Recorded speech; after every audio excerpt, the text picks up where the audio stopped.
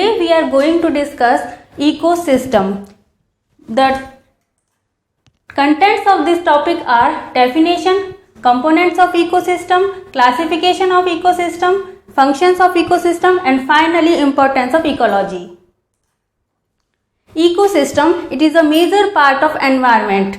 Environment, we can say everything which is surround us is called as environment. There are two different segments are present in our environment. Something living organisms and non-living objects are present in all our environment. So living organisms can we say plants, birds, insects, etc. and non-living objects like wood, marker and air, water, soil, all are the examples of non-living objects. So ecosystem is correlated with both the two terms, living organisms as well as non-living objects. When we see the word ecosystem, we can divide it into two parts, eco and system. Eco is related to environment and system, it is a group of interacting. So we can say in our environment many different type of living organisms interact with each other and they interact with non-living objects. It is called as ecosystem. The term ecosystem was first given by A.G. Tansley in 1935. Or we can say ecosystem means all type of interactions among all type of organisms in all type of environment. It is a system where all type of interactions occur. Interaction can be positive, interactions can be negative, and these can be neutral. Ecosystem occur in all type of organisms. A single prokaryotic animal is the example of ecosystem and a huge animal like blue whale is also the example of ecosystem. So every living organism present on the earth is the example of ecosystem. And in all type of environment, in our earth different kind of environment and ecosystem are present like aquatic ecosystem, terrestrial ecosystem, desert ecosystem, marine water ecosystem. So all type of environment we say that are the part of ecosystem. So all type of interactions among all type of organisms in all type of environment is called ecosystem. Finally we can say it is a system with interrelationship between living organisms plus non-living objects. Now the components of ecosystem. Ecosystem can be divided into two types, biotic ecosystem and abiotic ecosystem. Biotic is related to living organisms and abiotic is related to non-living organisms. Biotic ecosystem then again classified into three types. First is called as producers, or we can say autotrophs.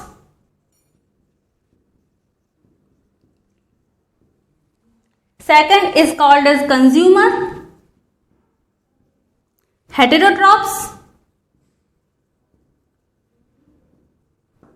and third is decomposers.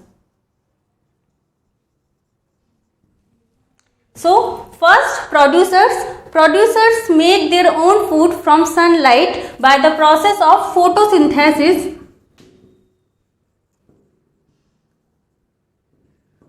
Photosynthesis is a process in which light energy is converted into the chemical energy. The example of producers may be green plants, some photosynthetic bacteria and bryophytes. Second, consumers. Consumers may be directly or indirectly depend on producers. Consumers can be of three types. First is called as herbivores, carnivores and omnivores. Herbivores, they eat only producers, they depend only plants and producers for getting energy. The examples of herbivores we can say rabbit, cow are the example of some herbivores. Second is called as carnivores. They indirectly depend on producers but they eat only meat and other animals for getting energy. The example of consumers, we can say cat, dog are the example of consumers. Third, decomposers.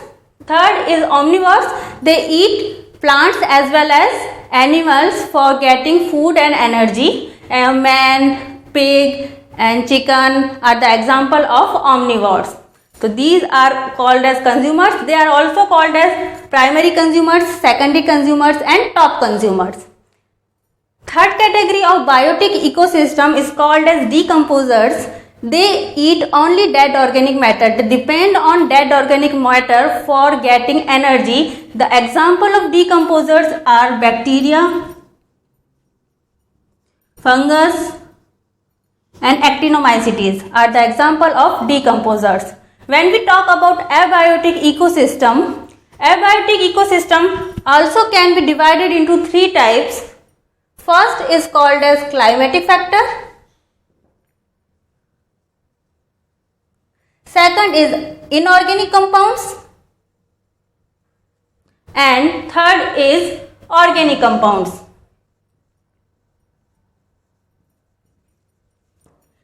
Biotic parts divided into three types, and abiotic parts is also divided into three types: climatic factors, inorganic compounds and organic compounds. In climatic factors, all environmental factors like rainfall, humidity, sunlight, pH are included in climatic factors. In inorganic compounds, all the cycles present, nutrient cycling present on earth like carbon cycle, nitrogen cycle, phosphorus cycle, sulfur cycle, hydrological cycles are included in inorganic compounds. And finally, in organic compounds included carbohydrate, proteins and lipid molecules present on the earth. So this is the structure of ecosystem. Now, classification of ecosystem, or we can say types of ecosystem. Ecosystem can be classified into two types: natural ecosystem and artificial ecosystem. The natural things present in our earth are called as natural ecosystem, and when some things which are made by human beings are called as artificial ecosystem. Natural ecosystem is again subdivided into two parts: aquatic ecosystem and terrestrial ecosystem. Living part of earth, which is about 75% of earth, is surrounded by aquatic portion, and other part is called as terrestrial ecosystem. Aquatic ecosystem is again divided into two types: freshwater ecosystem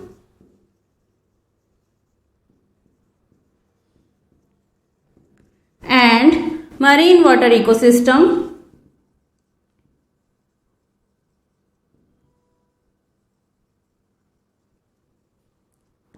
When salt concentration is very low in water bodies, it is called as freshwater ecosystem, and when salt concentration is high in water bodies, water resources, is called as marine water ecosystem. Freshwater ecosystem is again divided into two types: stagnant freshwater ecosystem and running freshwater ecosystem. Stagnant, which we call as stop water ecosystem, where water will not move. The example of stagnant freshwater ecosystem are pond, pools and lakes are the example of freshwater stagnant water ecosystem. And running water ecosystem, where water is in moving condition. Rivers are the example of rivers, streams are the example of running water ecosystem. And the example of marine water ecosystem, we can say oceans, seas and estuaries. Estuaries are the areas where ocean water merge with fresh rivers, is called as estuaries, are the example of marine water ecosystem. Second is terrestrial ecosystem. The land part which is present on our environment is called as terrestrial ecosystem. It can be divided into three types. First is forest ecosystem. Second, grassland ecosystem. And third is desert ecosystem. Forest ecosystem, there may be these can be divided into 4 types. First is tropical forest, subtropical forest, temperate forest, evergreen forest and tundra forest are the example of forest ecosystem.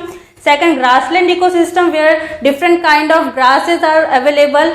Some name of grasses are Apluda, Heteropogon and Chrysopogons. And third is desert. Desert can be divided into 2 types, hot desert and cold desert. The example of hot desert can be, we can say Sahara desert, Kalahari desert, which are hot desert, and the example of cold desert is Gobi desert, which is present in China. The third, these all are the natural ecosystem. Now we come to the artificial ecosystem. The example of artificial ecosystem are crop generated area, which are made by human beings, aquarium made by human beings, and park, gardens, all are the example of artificial ecosystem. So this is the classification of ecosystem. Now the next topic is related to functions of ecosystem. Functions may be divided into 4 types. First is called as productivity and levels.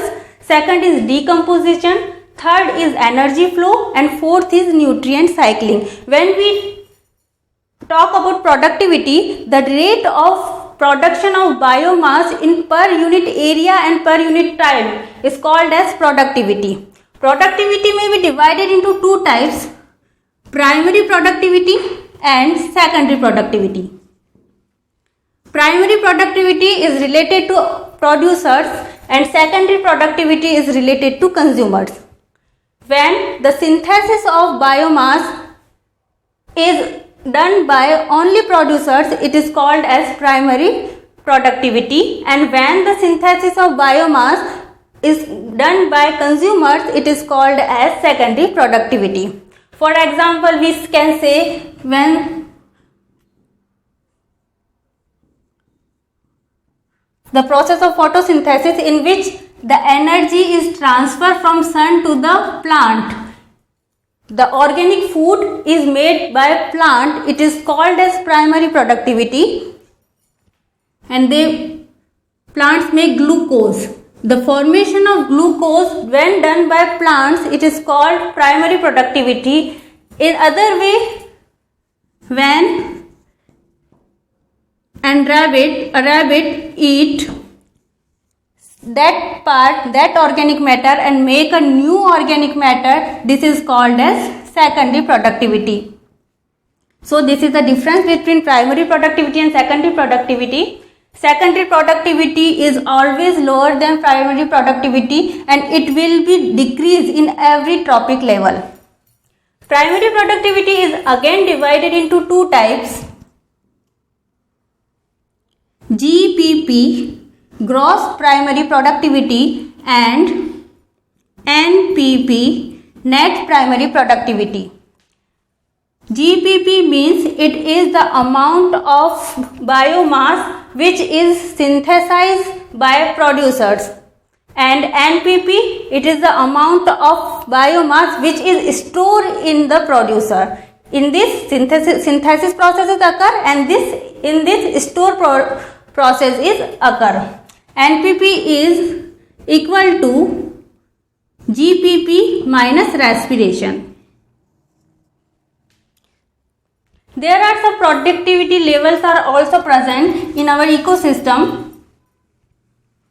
The productivity levels are depend on sunlight, type of plant species, soil type, nutrients availability, all are depend for the productivity levels. Productivity levels can be divided into 4 types. First is high productivity level.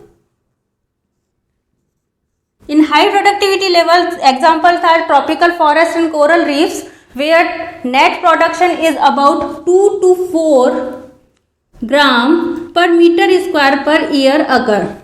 Second is average productivity. In average productivity, net production is about 1 to 2 gram per meter square per year. Third productivity level is less productivity. Less productivity where 200 to 1000 gram per meter square per year net production is occur. Mainly grassland area are the example of such type of productivity. And fourth is low productivity, in which less than 200 gram per meter square per year net production is occur. Desert area and deep seas are the example of low productivity levels. This is the first function of ecosystem. Second function of decomposition. Decomposition mainly divided into three types. First is food chain. Second is food web.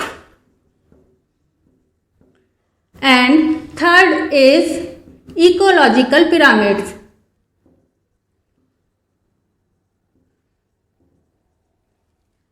The transfer of food from one organism to another organism is called as food chain. The food chain can be divided into two types, grazing food chain and detritus food chain. When various food chains are interconnected with each other that are called as food web, and it is very useful for the homeostasis of ecosystem. Third is ecological pyramid.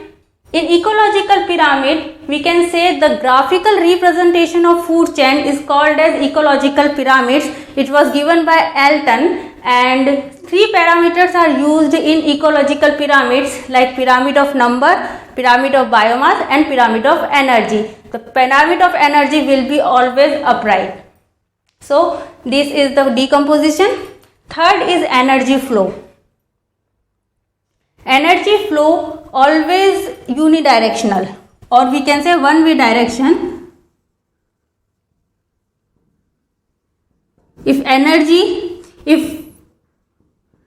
a plant is eaten by rabbit, then we use such type of arrow. We can't use reversible arrow because a plant could not eat rabbit. So it is always unidirectional, and energy flow follows the laws of thermodynamics. There are two laws of thermodynamics.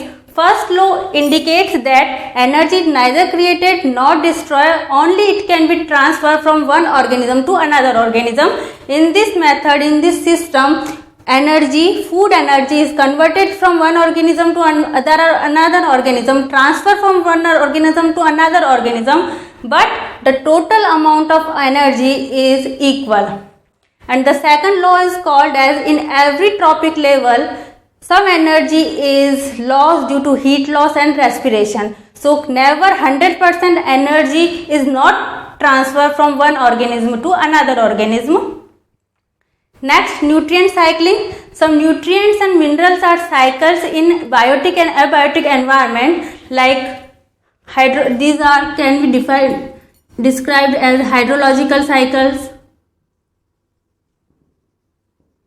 carbon cycle, nitrogen cycle, phosphorus cycle and sulfur cycle. All are the examples of nutrient cycling. So these are the functions of ecosystem. We will later discuss decomposition, nutrient cycling and energy flow process in later. Next, the importance of the study of ecosystem. The study of ecosystem, which is called as ecology. Ecology is the branch of science in which we study about the interrelationship between living organisms to their non-living objects. It is very useful because it indicates available solar energy, solar radiations which present on earth and how to use them. It gives information about mineral recycling, mineral resources and how we conserve such mineral resource.